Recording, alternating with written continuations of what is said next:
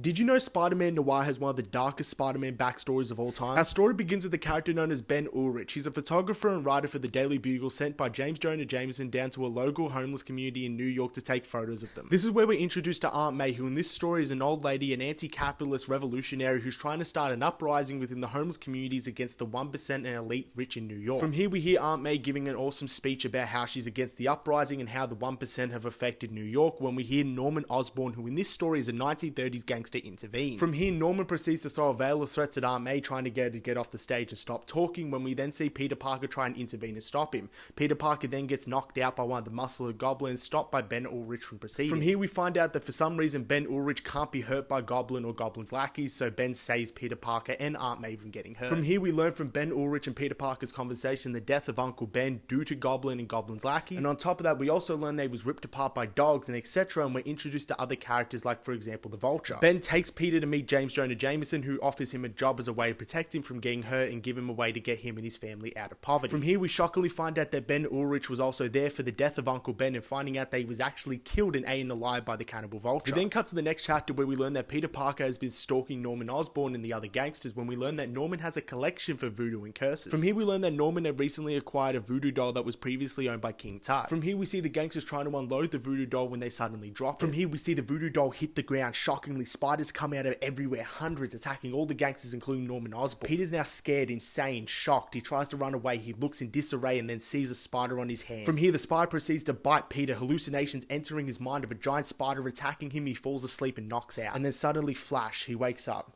Fine, normal, nothing's really happened to him. He jumps to the ground, one of the most athletic fashions he had ever done in his life. We then cut to the next day where we see Ben Ulrich pressing Goblin about a fire that had happened downtown the other night. Suddenly the window smashes. Someone in a masked hood comes in, attacking all the gangsters, beating up someone like the Vulture and then grabbing Norman. From here we see the masked figure lift up Norman, starting to speak to him, and then he turns, sees Ben and freezes. He then grabs Ben, launches him through the window and then jumps on top of him, asking, how could you? How could you take his money? How could you take that filthy dog's money? Ben then suddenly realizes that the person in the masked figure was none other than Peter Parker. Peter then drops Ben, walks away as bullets left, right and center are coming at him as he dodges all of them. We then cut to a drunk Ben on the phone with James Jonah Jameson. He turns and he says, I'm going to give you the biggest story of all time. I'm going to give you the Goblin. JJJ is now shocked. He wants to see the story. He wants to hear it from Ben himself. Ben then starts to make his way out of the door when a bullet enters his chest. The page then turns as we realize James Jonah Jameson was the one who shot Ben Ulrich, and then it all makes sense. The Daily Bugle is working for the Goblin. We then cut to the final panel of the issue as we see the Spider-Man Noir suit for the first time, and then we hear the words, say your prayers, Goblin, here comes a Spider-Man.